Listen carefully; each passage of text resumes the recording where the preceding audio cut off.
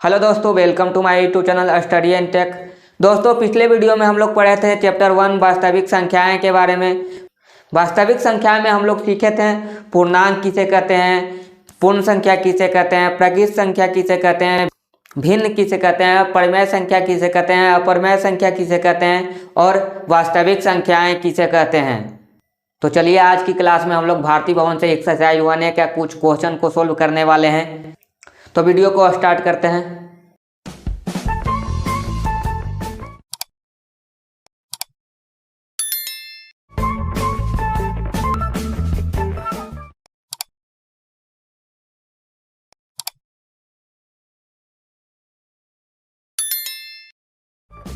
चलिए exercise 1A का पहला प्रश्न को हम लोग हल करते हैं। पहला प्रश्न है, नीचे दिए गए कथनों में सत्य और असत्य कथनों की पहचान करें। तो दोस्तों, पहला का ये कहता है कि प्रत्येक पूर्णांक एक परिमेय संख्या भी है। तो चलिए मैं इसको लिख देता हूं।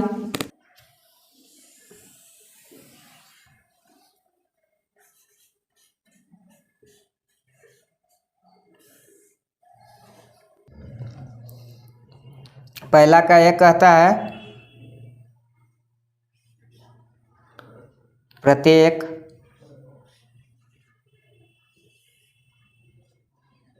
पूर्णांक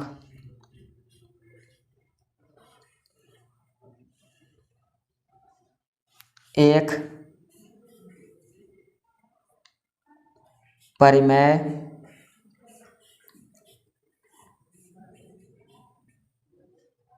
संख्या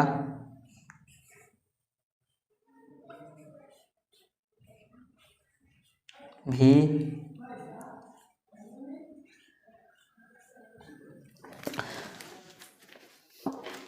तो दोस्तों यहाँ पर देख सकते हैं प्रत्येक पूर्णांक एक परिमेय संख्या भी है। तो यहाँ पर देख सकते हैं कि पूर्णांक, तो दोस्तों पूर्णांक का एग्जाम्पल होता है -3, -2, -1, 0, 1, 2, 3, 4। तो कहता है कि प्रत्येक पूर्णांक एक परिमेय संख्या भी है। तो यहाँ पर देख रहे हैं, यहाँ पर जो भी पूर्णांक है इसको हम लोग PYQ के रूप में लिख सकते हैं। तो लिख सकते हैं, तो यानी कि परिमेय संख्या है। तो चलिए इसका आंसर हो जाएगा हाँ। तो चलिए इसका बी प्रश्न को मैं लिख देता हूँ। बी का क्वेश्चन कहता है कि प्रत्येक भिन्न एक परिमेय संख्या है। तो मैं यहाँ लिख देता हूँ प्रत्येक भिन्न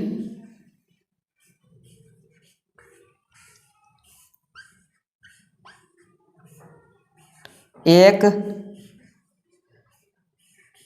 परिमेय संख्या है।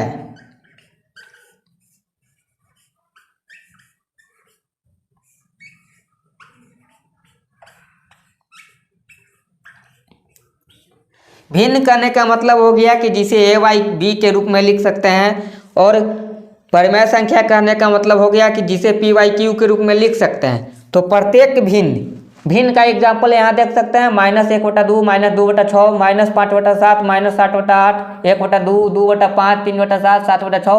ये सारे के सारे PYQ के रूप में है। इसलिए हम लोग कह सकते हैं कि हाँ, प्रत्येक भिन्न एक परिमेय संख्या हो सकता है। तो इसलिए इसका भी आंसर हो जाएगा हाँ।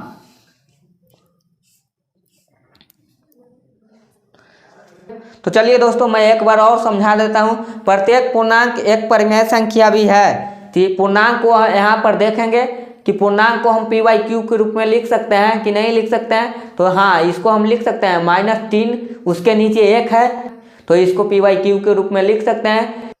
तो इसीलिए हम लोग कह सकते हैं कि प्रत्येक पूर्णांक एक परिमेय संख्या हो सकता है। दोस्तों, क्वेश्चन नंबर बी में कहता है कि प्रत्येक भिन्न एक परिमेय संख्या है। तो इसका भी आंसर हाँ हो जाएगा, क्योंकि यहाँ पर भिन्न का एग्जाम्पल देख सकते हैं, ये भी PYQ के रूप में लिखा हुआ है। तो दोस्तों, मैंने परिमेय संख्या के बारे में बता दिया था कि वो ऋणात्मक संख्या भी हो सकता है, धनात्मक संख्या भी हो सकता है, रूट में भी रह सकता है। तो यहाँ पर इसका भी आंसर हो जाएगा हाँ, और इसका भी आंसर हो जाएगा हाँ। तो चलिए आप इसको नोट कर लेंगे। तो दोस्तों, मैं उम्मीद करता हूँ कि आप नोट कर चुके होंगे। तो चलिए मैं इसे मिटा देता हूँ। तो दोस्तों, क्वेश्चन नंबर पहला का सी कहता है प्रत्येक प्रकृत संख्या एक पूर्ण संख्या होती है। तो चलिए मैं इसको लिख देता हूँ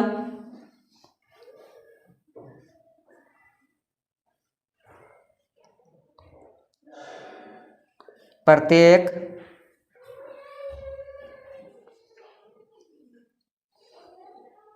प्रकृत संख्या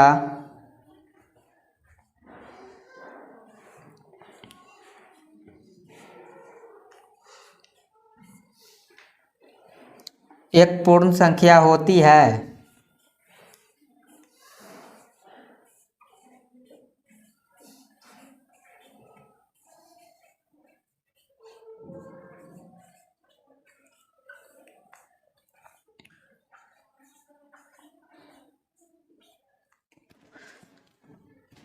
तो दोस्तों क्वेश्चन कहता है प्रत्येक प्रकृत संख्या एक पूर्ण संख्या होती है। तो दोस्तों प्रकृत संख्या कहने का मतलब है कि गिनती की संख्या, जैसे 1 2 3 4 5 ये पूर्ण संख्या में लिखा हुआ है कि नहीं है। तो हाँ, यहाँ पर देख सकते हैं 1 2 3 4 5 भी हो सकता है, 5 भी लिखा हुआ होगा। आगे इसको जहाँ तक बढ़ा सकते हैं, तो लिखा हुआ है यहाँ, तो इसका आंसर भी हो जाएगा हाँ। तो क्वेश्चन नंबर डी कहता है कि प्रत्येक पूर्णांक एक पूर्ण संख्या होती है। तो चलिए मैं इसको लिख देता हूं।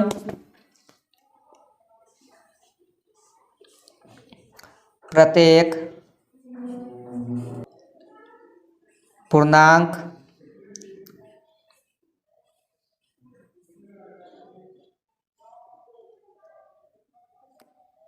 एक पूर्ण संख्या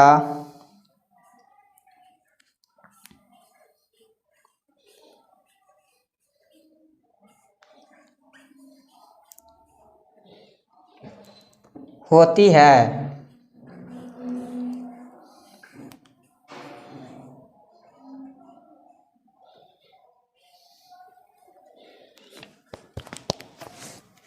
तो दोस्तों यहाँ पर क्वेश्चन नंबर डी कहता है कि प्रत्येक पूर्णांक एक पूर्ण संख्या होती है।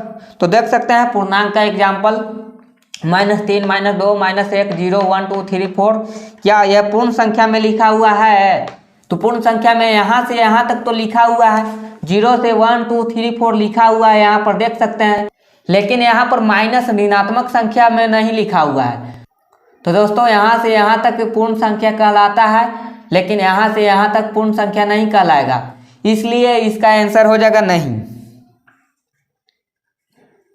तो चलिए आप इसको नोट कर लेंगे। तो दोस्तों मैं इसे मिटा देता हूं और आगे बढ़ता हूं। तो दोस्तों क्वेश्चन नंबर पहला का ई कहता है कि प्रत्येक पूर्ण संख्या एक प्रकृत संख्या होती है। तो चलिए मैं इसको लिख देता हूं।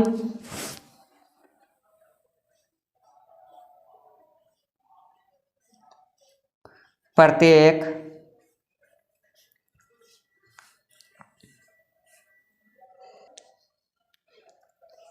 पूर्ण संख्या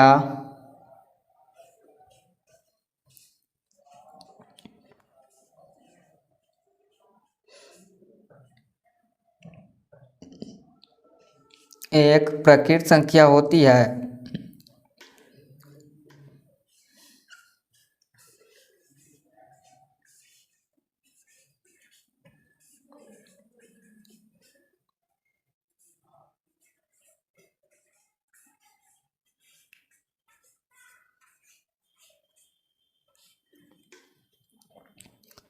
तो दोस्तों यहाँ पर क्वेश्चन कहता है कि प्रत्येक पूर्ण संख्या एक प्रकृत संख्या होती है। तो पूर्ण संख्या यहाँ पर देख सकते हैं कि पूर्ण संख्या का एग्जाम्पल होता है 0 1 2 3 4 और प्रकृत संख्या का एग्जाम्पल होता है 1 2 3 4। तो प्रकृत संख्या कहाँ से कहाँ तक हो सकती है? 1 से 3 4 5 तक हो सकती है, लेकिन पूर्ण संख्या में यहाँ पर 0 है, तो यहाँ प्रकृत संख्या में 0 शामिल नहीं है, तो इसलिए इसका आंसर हो जाएगा नहीं। 0 पूर्ण संख्या है लेकिन प्रकृत संख्या नहीं हो सकता है, तो इसीलिए इसका आंसर हो गया नहीं। तो चलिए क्वेश्चन नंबर एफ की बात कर लेते हैं। प्रत्येक परिमेय संख्या एक पूर्णांक होती है। तो चलिए मैं इसको लिख देता हूं। क्वेश्चन नंबर एफ, प्रत्येक परिमेय संख्या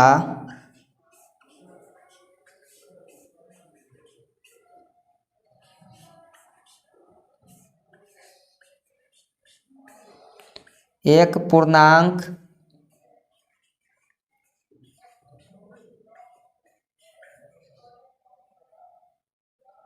होती है।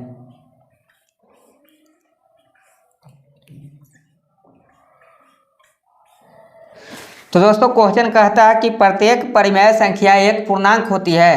तो देख सकते हैं यहाँ पर परिमेय संख्या एग्जाम्पल बटा में है लिखा हुआ है -1/2 -2/6 -2 -1 0 1 2 3 4/5 6/7 2/3। तो परिमेय संख्या को हम लोग बटा में भी लिख सकते हैं, माइनस के रूप में भी लिख सकते हैं, भिन्न के रूप में भी लिख सकते हैं और पूर्णांक के रूप में भी लिख सकते हैं। तो दोस्तों यहाँ पर देख सकते हैं ये सारे के सारे पूर्णांक है, पर ये भिन्न हो गया, यहाँ पर ये भिन्न है। तो क्वेश्चन कहता है कि प्रत्येक परिमेय संख्या, यहाँ पर जो भी परिमेय संख्या लिखा हुआ है यह भी भिन्न है।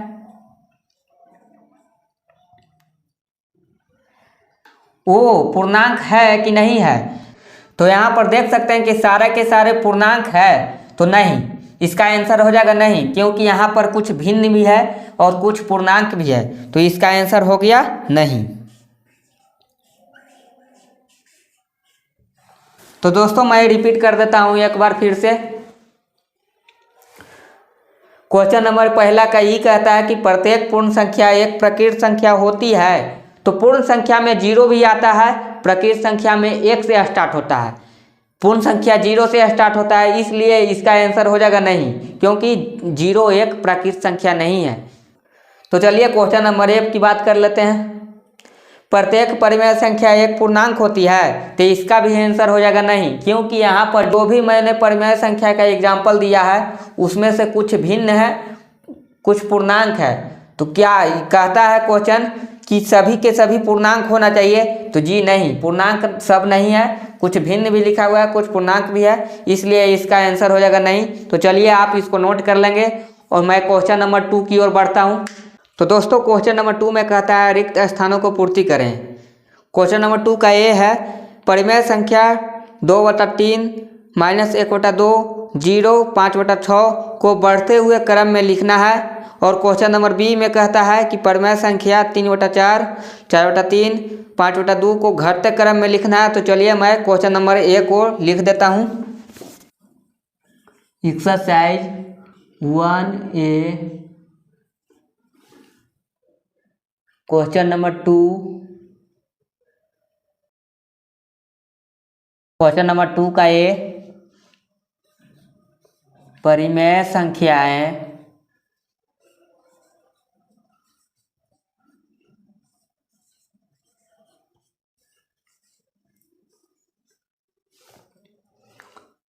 (2/3, -1/2 0, 5/6 को बढ़ते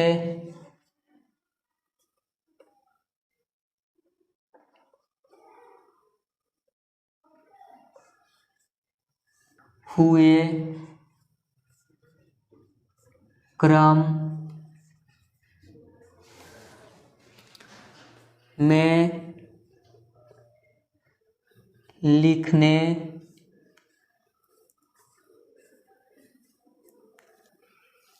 पर ...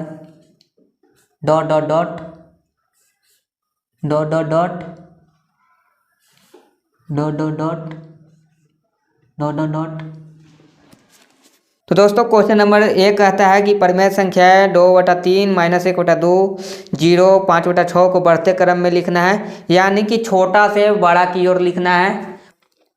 बढ़ते क्रम का मतलब ही होता है कि छोटा से बड़ा की ओर लिखना है। तो चलिए इसको बनाने का 2 तरीका है। चाहे तो आप इसे भाग देकर बना सकते हैं, या तो भिन्न की जोड़ की तरह एलसीएम लेकर हम लोग बना सकते हैं। तो चलिए मैं इसको भाग देकर बना देता हूँ।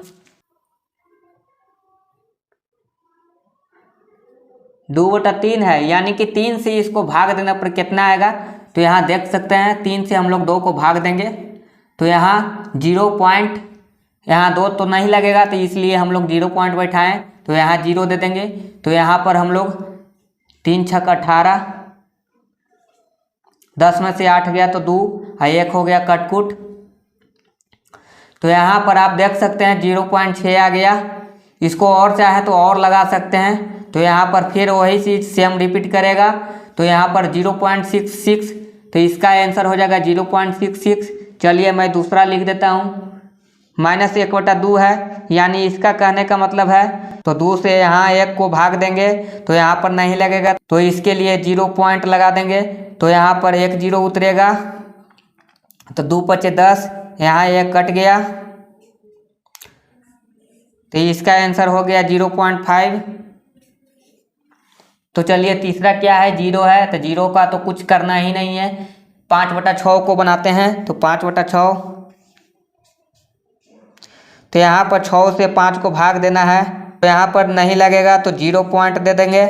तो यहाँ पर 0 देंगे तो यहाँ 48, 8 मरतबे 48 लग गया, 10 में से 8 गया तो 2, यहाँ पर फिर भाग नहीं लगेगा तो फिर से 0 देंगे, तो यहाँ पर 6 × 18, तो यहाँ पर बच जाएगा 2, यानी 2 बार बार रिपीट करने लगा, यहाँ पर 6 × 18, तो इसका आंसर हो गया 0.83।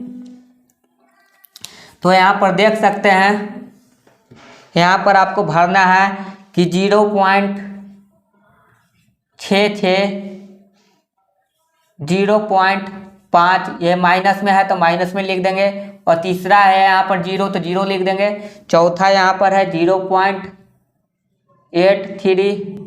तो दोस्तों यहाँ पर देख सकते हैं सबसे छोटा कौन है, तो यहाँ पर सबसे छोटा यहाँ पर देख सकते हैं मेन 0 बड़ा होता है, 0 से भी इधर अगर लिखा रहता है तो वो छोटा कहलाता है। तो यहाँ पर 0 से माइनस वाला जो भी लिखा हुआ है वो सबसे छोटा हो गया, और प्लस में हो गया लिखा, जो प्लस में लिखा हुआ है वो सबसे बड़ा हो गया। तो दोस्तों यहाँ पर देख सकते हैं माइनस में लिखा हुआ है तो यह 0 से भी छोटा है, तो इसको सबसे पहले लिख देंगे। तो यहाँ पर -0.5 लिखा हुआ है, तो इसमें माइनस में कौन है, -1/2, तो इसको सबसे पहले लिख देंगे। उसके बाद ग्रेटर देन का तीर दे देंगे, -1/2 के बाद कौन बड़ा है, तो यहाँ पर चेक कर सकते हैं 0, 0.83, 0.66, तो उसके बाद 0 बड़ा है तो 0 लिख देंगे।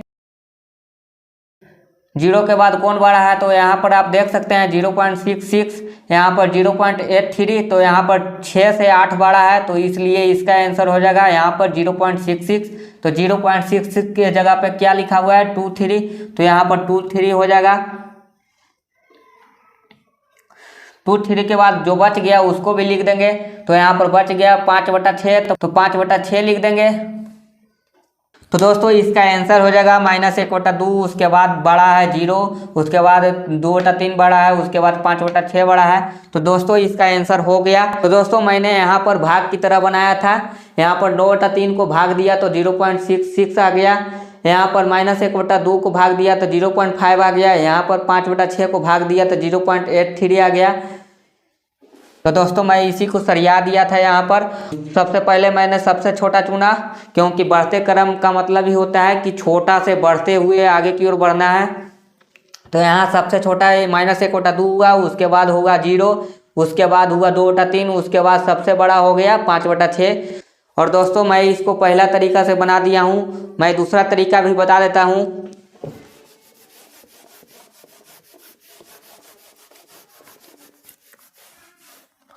तो दोस्तों यहाँ पर इसका दूसरा तरीका होता है,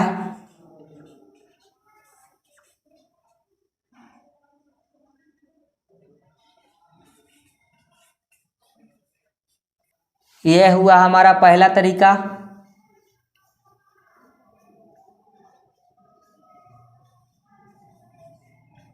और यह हमारा दूसरा तरीका। यहाँ पर देख सकते हैं जो भी लिखा हुआ है उसको मैं लिख देता हूँ। उसके बाद नीचे वाला कोई एलसीएम ले लेंगे, तो यहाँ पर आप ले लेंगे 3 2 6 का लघुत्तम ले लेंगे, तो यहाँ 2 से कटेगा, 3 नहीं कटेगा, यहाँ पर 1 मरतबे, यहाँ पर 3 मरतबे, फिर 3 से कटेगा, तो 1 1 1, तो यहाँ एलसीएम हो जाएगा 2 × 3, तो इसका एलसीएम हो जाएगा 6।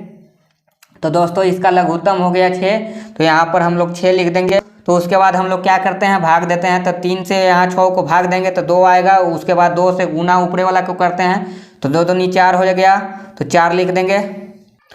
तो इसको अलग अलग कर लेंगे दोस्तों, तो 4/6 लिख देंगे। उसके बाद फिर नीचे 6, फिर नीचे 6, फिर नीचे 6, ये 4 अंक है तो इसको 6 6 अलग करके लिख लिए। 2 से फिर 6 को भाग देंगे तो यहाँ पर आ जाएगा 3, तो 3 में 1 से गुना करेंगे तो माइनस में 3 आ गया। यहाँ इसके नीचे 1 है तो 1 से भाग देंगे तो यहाँ 6 आएगा, लेकिन 0 से गुना करेंगे तो 0 ही आएगा। 6 से भाग देंगे यहाँ 6 को तो 1 आएगा। 5 से गुना करेंगे 1 में तो 5 आएगा। यहाँ पर आप देख सकते हैं 4/6 माइनस 3/6 0/6 5/6। तो यहाँ पर सबसे बड़ा कौन है, नीचे वाला तो सब सेम दिखाई दे रहा है, तो सबसे ऊपरे में आप चुन लेंगे कि सबसे छोटा कौन है। तो यहाँ पर सबसे छोटा ये हुआ तो -3 वाला हुआ, तो -3 वाला सबसे छोटा हुआ, तो इसको सबसे पहले लिखेंगे क्योंकि बढ़ते क्रम में हम लोग सबसे छोटा वाला लिखते हैं और सबसे लास्ट में सबसे बड़ा वाला लिखते हैं। तो यहाँ पर -3/6 हुआ, तो यहाँ पर इसीलिए यहाँ पर हो जाएगा -1/2।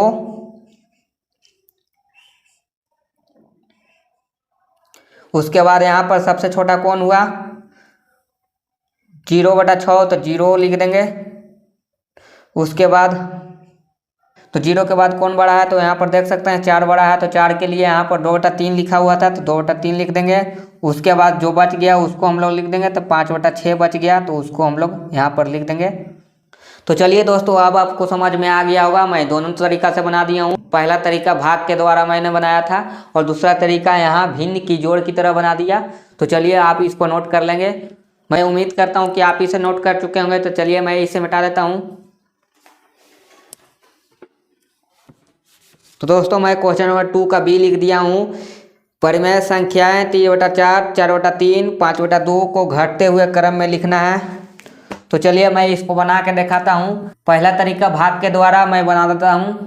तो 3/4, तो यहाँ पर क्या करना है 4 से 3 को भाग देंगे, तो यह नहीं लगेगा, तो यहाँ पर 0 पॉइंट देंगे, तो यहाँ पर भी 0 देंगे।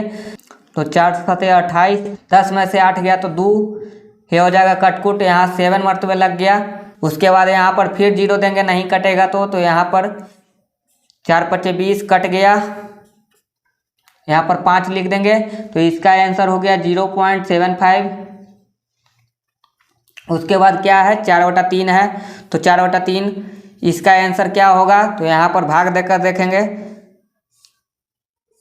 3 से 4 को भाग देंगे तो यहाँ पर 1 मरतबे कटेगा, 4 में से 3 गया तो 1, फिर नहीं कटेगा तो पॉइंट दे देंगे, फिर यहाँ 0 बैठाएंगे, तो यहाँ पर 3 3 9, फिर 1 आते जाएगा, तो यहाँ पर आपका आंसर हो गया 1.3, तो 1.3 लिख लेंगे। उसके बाद हमारा अगला है 5/2, तो 5/2 यहाँ लिख देंगे। इसका आंसर क्या हो जाएगा, तो चलिए इसको भाग देकर देख लेते हैं। 2 से 5 को भाग देते हैं, तो यहाँ पर कटेगा 2 मरतबे, 4 लग जाएगा, 2 दूनी 4, तो 5 में से 4 गया तो 1, अब नहीं लगेगा तो पॉइंट दे देंगे, यहाँ पर 0 बैठाएंगे, तो यहाँ पर 2 5 10, ये कट गया, तो इसका आंसर हो गया 2.5, तो 2.5 लिख लेंगे। तो चलिए दोस्तों यहाँ पर मैं लिख देता हूँ। पहला आ गया है 0.75, दूसरा आ गया है 1.3, तीसरा आ गया 2.5। तो दोस्तों यहाँ पर देख सकते हैं सबसे बड़ा कौन है, तो यहाँ सबसे बड़ा ये 2.5 हो गया। तो 2.5 में कौन है, तो 5/2 है, तो 5/2 को लिख लेंगे। उसके बाद ग्रेटर देन का तीर दे देंगे। उसके बाद यहाँ देख सकते हैं 2.5 के बाद कौन बड़ा है, तो 1.3 है, तो यहाँ पर देख सकते हैं 4/3, तो 4/3 है, तो इसको भी लिख दिया हूँ। उसके बाद जो बच गया उसको लिख देंगे, तो यहाँ पर 3/4 है, तो 3/4 लिख देंगे। तो चलिए इसका पहला तरीका हो गया भाग के द्वारा, मैंने भाग के द्वारा इसको बना दिया, तो इसका आंसर आ गया 0.75, इसका आंसर आ गया 1.3, इसका आंसर आ गया 2.5। तो चलिए मैं इसको यहाँ पर सजा दिया हूँ घटते क्रम में। तो सबसे पहले सबसे बड़ा होता है, घटते क्रम में सबसे पहले सबसे बड़ा लिखा जाता है। तो यहाँ पर 5/2 सबसे बड़ा हुआ, उसके बाद 4/3 बड़ा हुआ, उसके बाद 3/4 सबसे छोटा हो गया। तो चलिए मैं इसका दूसरा तरीका से बना देता हूँ। दूसरा तरीका होता है हमारा भिन्न की जोड़ की तरह बनाया जाता है। तो चलिए मैं इसको लिख देता हूँ 3/4 4/3 5/2। तो इसको 4 3 2 का एलसीएम ले लेंगे, तो हम लोग यहाँ 4 3 2 का एलसीएम ले लेंगे। 2 से लगेगा, तो यहाँ पर 2 मरतबे 3, फिर 1 मरतबे, फिर नहीं लगेगा, तो यहाँ पर गुना कर लेंगे 2 × 2 × 3, तो यहाँ पर लघुत्तम हो जाएगा 2 दूनी 4 4 तिये 12। तो मैं यहाँ पर 12 लिख देता हूँ, कॉमा देकर 12 3 बार लिख लेंगे। उसके बाद जैसे भिन्न की जोड़ में करते थे उसी तरह से यहाँ पर भाग देंगे। तो 4 से 12 को भाग देंगे तो 3 आएगा, 3 से ऊपर वाला को गुना करेंगे तो 3 से 3 में गुना करेंगे तो 9 आ जाएगा, फिर 3 से 12 को भाग देंगे तो 4 आ जाएगा, ऊपर वाला से गुना करेंगे तो 16 आ जाएगा, फिर 2 से भाग देंगे 12 को तो 6 आ जाएगा, उसके बाद ऊपर वाला से गुना करेंगे तो 30 आ जाएगा। यहाँ पर नीचे वाला सब सेम है तो आप चेक कर सकते हैं, ऊपर वाला जो लिखा हुआ है उसी में से आपको सबसे बड़ा चुन लेना है। तो सबसे बड़ा यहाँ पर 30 दिखाई दे रहा है, तो 30 वाला सबसे बड़ा कौन हुआ, यहाँ 5/2 हुआ, तो 5/2 लिख लेंगे। उसके बाद ग्रेटर देन का साइन दे देंगे। 30 के बाद कौन बड़ा है, तो 16 बड़ा है, तो 16 के लिए यहाँ पर 4/3 है तो 4/3 लिख लेंगे। फिर से ग्रेटर देन का साइन दे देंगे। उसके बाद जो बच गया उसको लिख लेंगे, तो 9 बच गया, तो 9 के लिए यहाँ पर 3/4 आया था, 3/4 लिख लेंगे। चलिए दोस्तों, क्वेश्चन नंबर 2 भी पूरा सोल्व हो चुका है। पहला तरीका मैंने भाग के द्वारा बनाया था, दूसरा तरीका भिन्न की जोड़ की तरह बना दिया। तो चलिए दोनों में मेरा आंसर आ चुका है, तो आप इसको अच्छी तरह से नोट कर लेंगे। तो अगले वीडियो में हम लोग क्वेश्चन नंबर 3 को सोल्व करेंगे। तो आज के लिए इतना ही। अभी तक आपने वीडियो को लाइक नहीं किया है, शेयर नहीं किया है, तो जल्दी से लाइक कर दें और शेयर कर दें और मेरे चैनल को सब्सक्राइब कर दें। Thank you.